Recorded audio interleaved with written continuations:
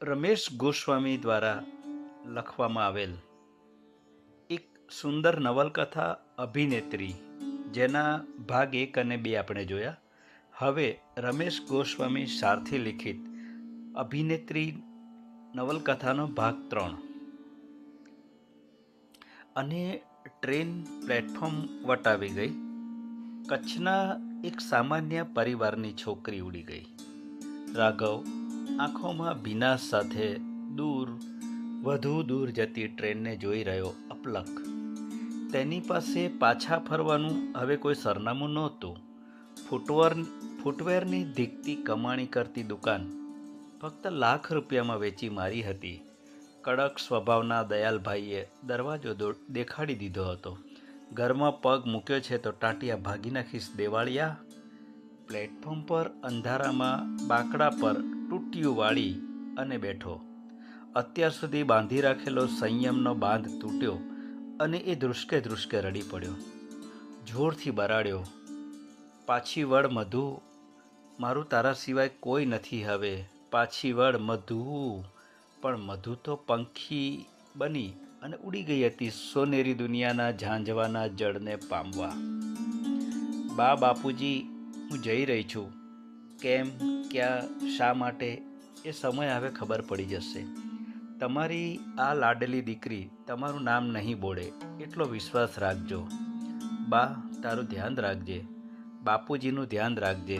શ્રાવણી ભાઈને રમાડજે. તમારી મધુ. રાત પડી તોય મધુ ઘેર ન આવી એટલે મા બાપને ફાળ પડી. ભગત મંદિરે આટો મારી આવ્યા. ભગતાણી આસપાસ નજર કરી આવ્યા. બધે તપાસ કરી પણ ક્યાંય પત્તો લાગ્યો નહીં. ત્યાં શ્રાવણીને કબાટ પરથી પત્ર મળ્યો. એ વાંચી ગઈ. મોડી રાત્રે ઘરનું વાતાવરણ બોજલ બની ગયું. કલ્યાણીબેન જમીન પર ફસડાઈ પડ્યા. ભગત સ્થિર થઈ ગયા. અંધારામાં જાણે કે કંઈક શોધતા હોય એમ તાકી રહ્યા. હોઠ ફફડ્યા. મારી ચકલી ઉડી ગઈ. હે રામ. ટ્રેન અંતિમ સ્ટેશન મુંબઈ સેન્ટ્રલ પર થોભી. એ ફૂલો સજાવેલી પગદંડી પર ચાલી રહી છે અને પાછળથી રોલ્સ રોયલ કાર આવીને ઊભી રહે છે. એમાંથી એક સૂટવાળી વ્યક્તિ બહાર નીકળે છે અને કહે છે, એ છોકરી, મારું નામ સુબોધ ઘાઈ છે. મારી ફિલ્મમાં કામ કરીશ? હા. મધુ ઝડપથી બોલી પડી. સ્વપ્ન હતું. આંખ ઉઘડી ગઈ. જોયું તો સ્ટેશન આવી ગયું હતું. તેણે નામ વાંચ્યું, મુંબઈ સેન્ટ્રલ. પોતે કંઈ ખોટું તો નથી કર્યું ને? એવા વિચારોમાં બારી પાસે રાતભર બેસી રહી હતી. બાપની મીઠી છત્રછાયા, માનો હેતાળ ખોળો, ભાઈ બહેનનો પ્રેમ, બદલાતા જતા દ્રશ્યો જોતા એ વિચારે ચડી ગઈ હતી. ભુજ બહાર પગ ન મૂકનારી ગભરું છોકરી આજે એકલી મુંબઈ ઉપડી હતી હિરોઈન બનવા. કોઈ આયોજન નહોતું, કોઈ ઓળખાણ નહોતી, બસ નીકળી પડી હતી. રાઘવ એક નમણો ચહેરો આંખોમાં ઉગ્યો હતો. બધા સંબંધોને ખંખેરી અને એ ભાગી આવી હતી. ક્યારે ઊંઘ આવી ગઈ ખબર ન પડી. આંખ ખુલી તો શોર બકોર થઈ રહ્યો હતો. તેણે આંખો ચોળી. બધા મુસાફરો ઉતરી ગયા હતા. તેણે સીટ નીચેથી બેગ કાઢવા હાથ લંબાવ્યો અને ઝટકો લાગ્યો. બેગ ગાયબ. બધે જોઈ લીધું, ક્યાંય બેગ મળી નહીં. થોડી વારે ટ્રેન યાર્ડમાં જવા હળવે ચાલવા લાગી. એ ઝડપથી ઉતરી ગઈ. ભીડ વચ્ચે ધક્કે ચડી. આથી એક તરફ ઊભી રહી ગઈ. બેગમાં પૈસા, કપડાં, સામાન અને જ્યાં જવાનું હતું એનું એડ્રેસ હતું. થોડા નંબર પણ હતા. બધું જ ગાયબ. હવે એક વિરાટ પ્રશ્ન સાથે એ બાધી બની અને જોઈ રહી હતી. હૈયું દળાય એટલી ભીડ વચ્ચે એ એકલી ઊભી હતી. શું કરવું કાંઈ સૂચતું નહોતું. મુંબઈમાં પગ હજી મૂક્યો નહોતો ત્યાં લૂંટાઈ ગઈ હતી. પહેરેલે કપડે રહી ગઈ હતી. આ મુંબઈ એ નફરતથી જોઈ રહી હતી. બંને હાથોની હડપચીમાં ચહેરો ટેકવી ને એ ક્યાંય વાર સુધી બેન્ચ પર બેસી રહી. ક્યાં જવું કે પાછા વળવું? એક સાથે મા બાપુજીનો અવાજ સંભળાયો. આવતી રે દીકરી. અને રાઘવનું કલ્પાંત પણ કાને પડ્યું. નાની બહેન અને નાનો ભાઈ ઓમ. તેણે ડૂસકું ભર્યું. ત્યાં ટિકિટ પ્લીઝ. કાળા કોટવાળો ટિકિટ ચેકર માથે ઊભો હતો. ટિકિટ? મધુને ફાળ પડી. એ તો બેગ સાથે જ ચોરાઈ ગઈ હતી. તેણે આધેડ ઉંમરના ટીસીને જોયો. ભલો માણસ લાગ્યો. મધુએ કહ્યું, ભાઈ, મારી બેગ ચોરાઈ ગઈ. પછી ભાન થયું કે હવે હિન્દીમાં બોલવાનું હતું. મેરી बैग गुम हो गई अंकल, उसमें टिकट और मेरा सब सामान था. आधेड़ वयना शख्से करड़ाकीથી કહ્યું, नहीं, ये बहाने नहीं चलेंगे. अरे, मैं सच बोल रही हूँ, मैं झूठ नहीं बोलती. अच्छा, वैसे कहाँ से आ रही हो? कच्छ. और कहाँ जाना है? अरे वो, जहाँ जाना था उसका एड्रेस भी गुम हो गया, बैग में था. બંને વચ્ચે વાદ વિવાદ થયો. પહેલી બાર आई हो मुंबई, बैग गुम हो गई, पुलिस कंप्लेन नहीं करनी है? મધુની આંખોમાં ચમક આવી. રેલવે પોલીસમાં ફરિયાદ કરવામાં આવી. એક યુવાન પોલીસવાળો મીઠા શબ્દોમાં અને લાલચી નજરે વાત કરતો હતો. બોલા મેડમ, કાંઈ ઝાલા. મધુએ બેગમાં શું શું હતું એની વિગત આપી. પોલીસવાળાની આંખો ચકડવકડ થઈ. ઇત્તા સારા પૈસા કહાં સે આયા? મધુને લાગ્યું કે હવે કડક થવું જોઈએ. તેણે ઘાંટો પડ્યો. કહાં સે આયા મતલબ? એક તો મેરા સબ કુછ ગુમ હો ગયા હૈ ઓર આપ લોગ. દેખિए સર, મુझे मेरा सामान चाहिए. તેણે જોરથી ટેબલ પર હાથ પછાડ્યા. નાટકીય ઢબે જોર જોરથી બરાડા પાડવા લાગી. પોલીસવાળો ઝંખવાઈ ગયો. અરે નહીં મેમ, आप तो खामखा गुस्से हो गई. डोंट वरी, आपका सामान मिल जाएगा. आपका नंबर और पत्ता लिखवा दीजिए. ફરી એક નવો પ્રશ્ન. સરનામું કે નંબર ક્યાં કંઈ જ હતું. સ્પષ્ટ ગળે ઉતરે એવો જવાબ પણ ક્યાં હતો. કોણ માને કે એક નાનકડા શહેરની છોકરી મુંબઈ ભાગીને આવી છે હિરોઈન બનવા. તેણે ઝડપથી શબ્દો ગોઠવ્યા. દેખો, इसकी कोई ज़रूरत नहीं है. मैं कल परसों आऊँगी. तब तक मेरा सामान मिल जाना चाहिए. अंडरस्टैंड? જોરથી બોલી ને તીખી નજરે બધાની સામે જોતી પોલીસ ચોકીની બહાર આવી ગઈ. ટેક્સી સ્ટેન્ડ પર આવી અને અહીં તહીં નજર કરતી એક જગ્યા પર ઊભી રહી ગઈ. પસાર થતા લોકો તેને જોઈ રહ્યા હતા. ખરા બપોર થઈ ગયા. કકડીને ભૂખ લાગી હતી. તરસથી ગળું સૂકાતું હતું. પાસે એક પણ પૈસો નહોતો. શું કરવું? સવાલ મનોમસ્તિષ્કમાં ગુમરાતો હતો. કોઈ નક્કર જવાબ મળતો નહોતો. અથવા તો ઘરે પાછા ફરવા સિવાયના બધા જ જવાબો ગમતા હતા.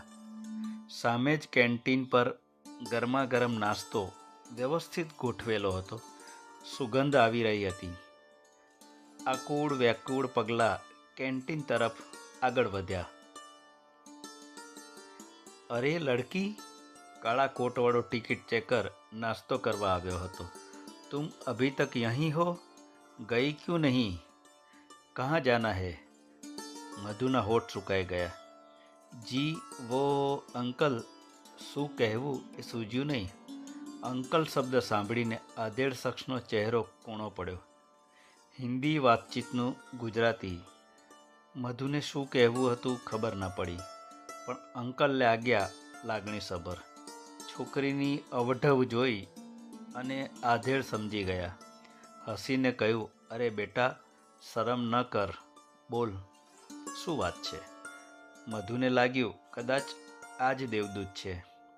અંકલ, મારો બધો સામાન ખોવાઈ ગયો છે. આ શહેરમાં નવી આવી છું. કોઈને ઓળખતી નથી. જેનું એડ્રેસ હતું એ ચબરખી ખોવાઈ ગઈ. ક્યાં જવું ખબર નથી પડતી. પાછી નથી જઈ શકતી. કંઈક કરી શકો તો પ્લીઝ. હિરોઈન બનવા આવી છું એ વાતને બાદ કરતા બધી વાત કરી. આધેડ શખ્સ મંદ મંદ હસ્યા.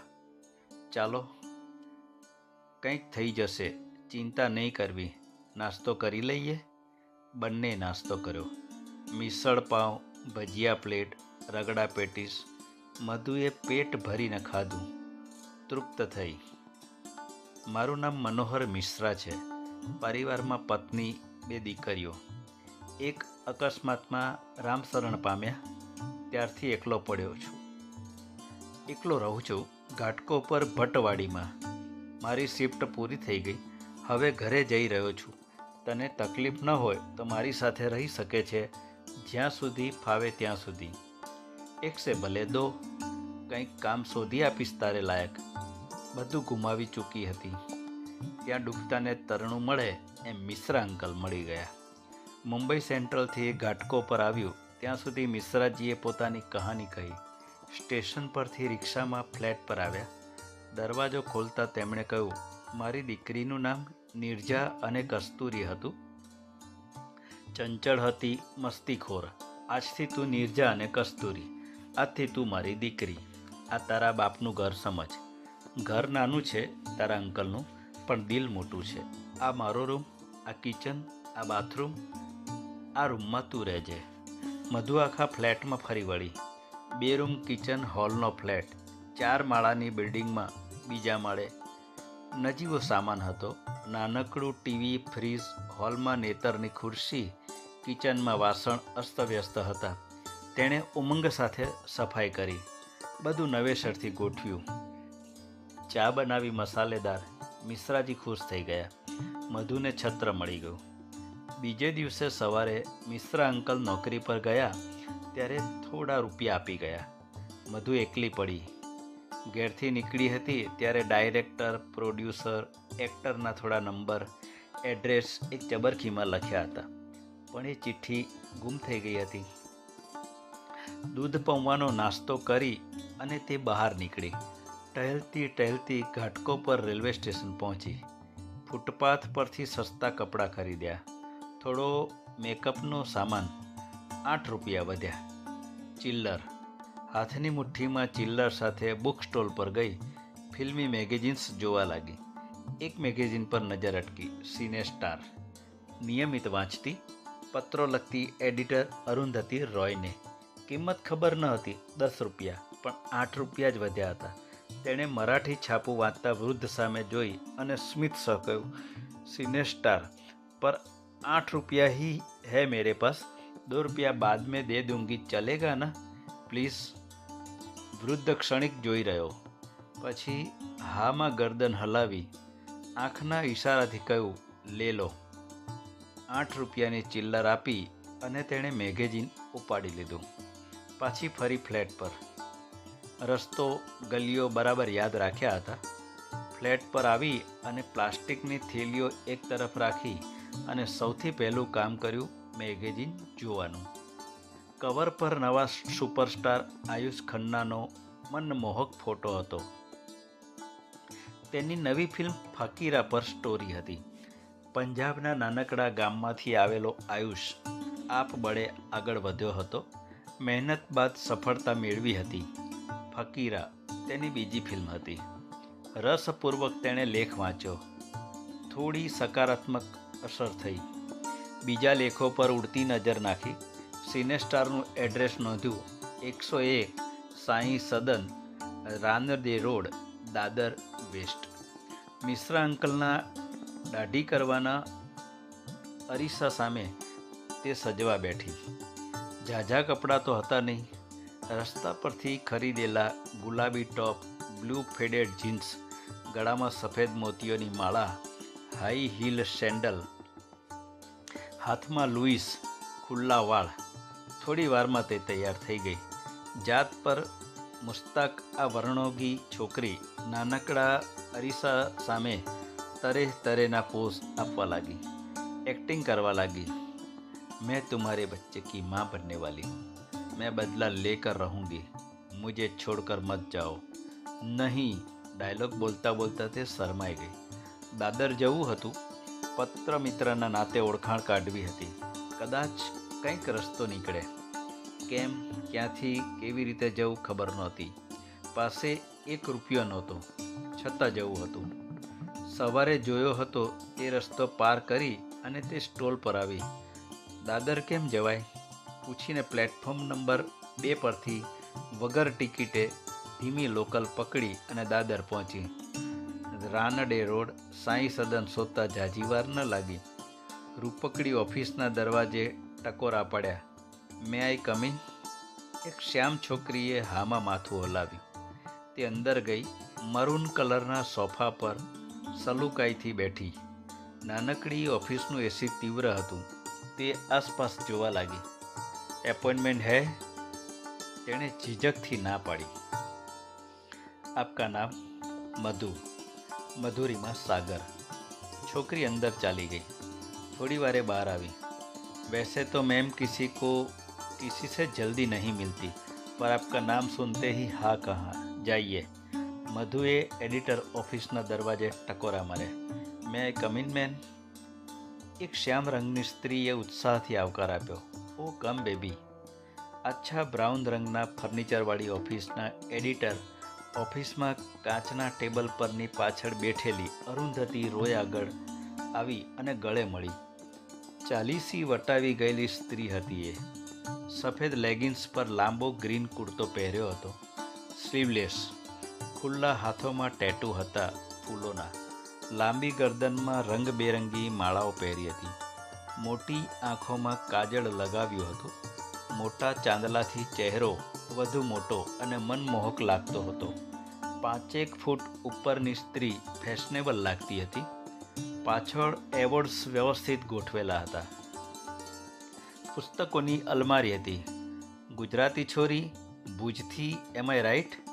તેનો અવાજ થોડો કરકરો પણ મીઠાશવાળો હતો. ઓહ, તારા પત્રો, સપના, તારી ગેલછા. માથું ખાઈ ગઈ છે તું. લખે પણ સરસ છે. તારા જેટલા પત્રો કોઈના નથી આવતા. સાચું કહું, તારા પત્રોનું વ્યસન થઈ ગયું છે. અને બાય ધ વે, તું લાગે છે પણ ફૂટડી. તારો ચહેરો ફોટોજેનિક છે. I like you. બોલ. આટલા ઉમળકાની આશા નહોતી. મેડમ, મધુએ કોઈ પ્રાસ બાંધ્યા વગર પોતાની કહાની કઈ સંભળાવી. સાચી. પછી ઉમેર્યું, હિરોઈન બનવા આવી છું મુંબઈમાં. અરુંધતી ખડખડાટ હસી પડી. સ્ટુપિડ છે તું. એમ કાંઈ હિરોઈન થોડું બની જવાય? કંઈ નથી જાણતી તું. આ રાક્ષસી દુનિયા છે. તારા જેવી 575 રોજ આવે છે મુંબઈમાં. એમાંથી મોટાભાગની નિષ્ફળ જાય છે અને પછી કામાઠીપુરની બદનામ ગલીઓમાં દેહ વ્યવસાય કરે છે. એક ફિલ્મ કરોડોના ખર્ચે બને છે. પ્રોડ્યુસર, દિગ્દર્શક, રાઇટર, ગીતકાર, કોરિયોગ્રાફર, મ્યુઝિશિયન, ફાઇટ માસ્ટર, ગાયક, કેમેરામેન, સ્પોટ બોય. કંઈ કેટલાય લોકોની મહિનાઓની મહેનત બાદ ફિલ્મ બને છે. લોટરી જેવો ધંધો છે આ. 90% ફ્લોપ. ફિલ્મની સાથે કલાકારો પણ ફ્લોપ થતા હોય છે. શુક્રવારે કંઈ કેટલાયના ભાગ્ય રિલીઝ થાય છે અને કેટલાય ગુમ થઈ જાય છે. એન્ડ તું સ્ટાર ચાઇલ્ડ છે ને? કે નેપોટિઝમથી ખદબદે છે આ દુનિયા. આ હવાઈ ખ્વાબ કાઢી નાખ તારા મગજમાંથી અને પાછી વળી જા. ટિકિટના પૈસા હું આપું છું.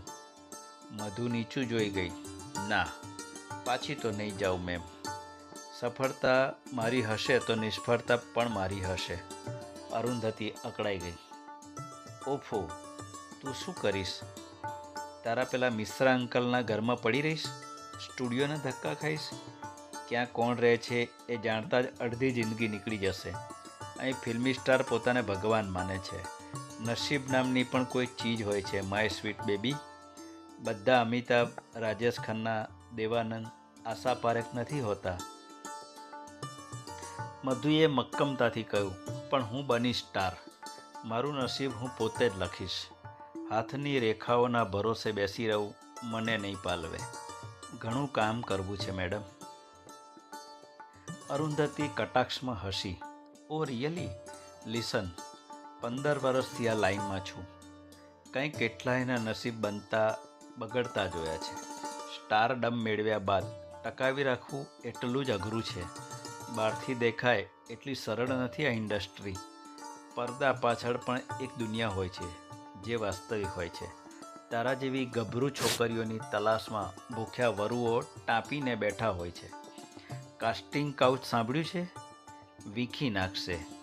ચકચકિત કાચના ટેબલ પર પડેલો સિનેસ્ટારનો અંક તેણે ઉપાડ્યો. તમારી નજરે આ દુનિયા જોઈ છે. વર્ષોથી આ મેગેઝિનને વાંચ્યું છે. નાટકોમાં નાના મોટા રોલ કરતી વખતે રેફરન્સ માટે સિનેસ્ટારના અંકો જોઈ લેતી. તમે જ સપના જોતા કરી છે. આ અંકની જ વાત કરો. આયુષ, ગઈકાલનો છોકરો આજે સુપરસ્ટાર બની ગયો, તો હું કેમ નહીં? વિશ્વાસ કરો, ઝંડા ગાડી દેશે એક્ટિંગના. કોઈ ડાયરેક્ટર સામે ખડી કરો, પછી જુઓ કમાલ. તમારા સિવાય કોઈને નથી ઓળખતી.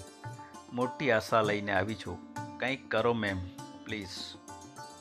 ઓ યાર, પ્લીઝ ઇમોશનલી બ્લેકમેલ ન કરીશ. મધુને અચાનક લાગ્યું કે આ ઓફિસ અને આ સ્ત્રી દ્વારા જ બોલિવૂડના દ્વાર ખુલી શકે છે. અહીં આવી ત્યાં સુધી ખબર નહોતી, પણ હવે સમજાતું હતું કે બોલિવૂડની એક સફળ મહિલા પત્રકારથી મોટી ઓળખાણ બીજી શું હોઈ શકે. તેણે ફરી વાતનો તંતુ જોડ્યો. મેમ, તમારી કલમે ફિલ્મો જગતને જાણ્યું છે.